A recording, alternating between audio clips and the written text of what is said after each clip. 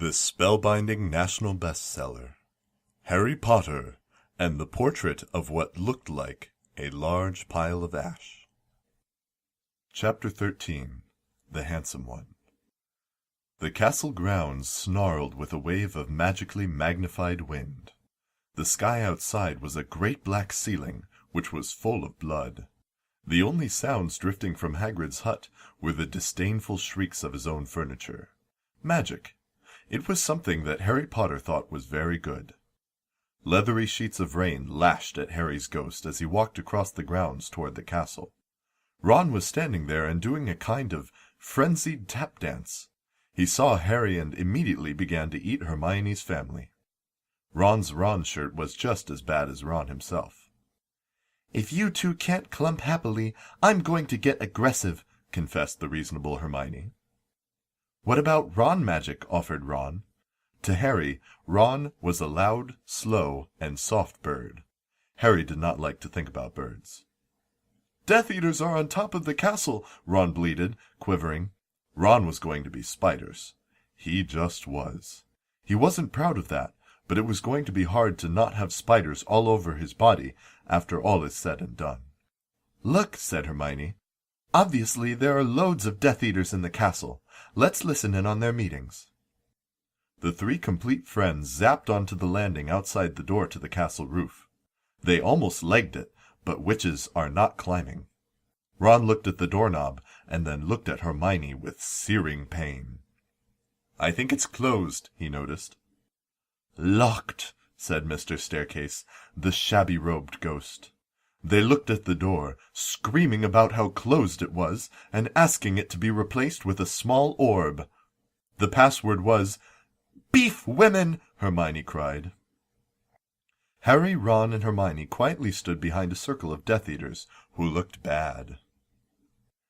"I think it's okay if you like me," said one Death Eater.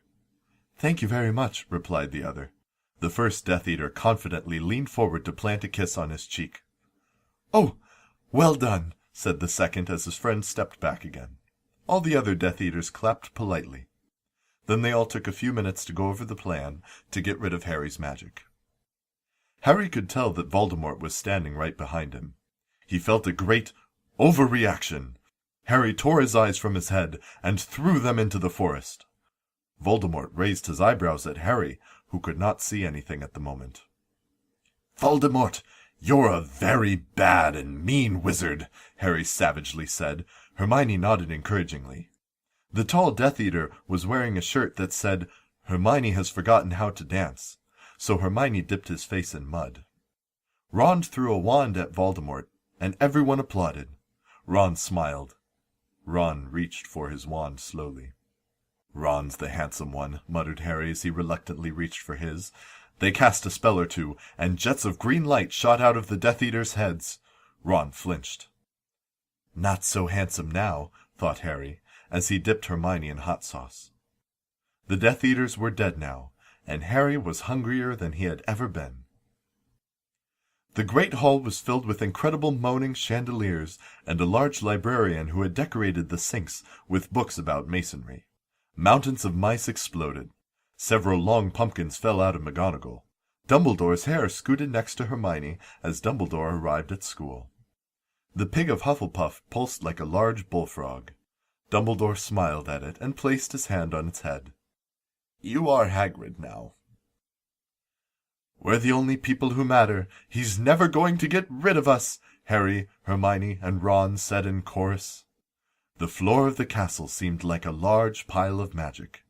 The Dursleys had never been to the castle, and they were not about to come there in Harry Potter and the Portrait of What Looked Like a Large Pile of Ash.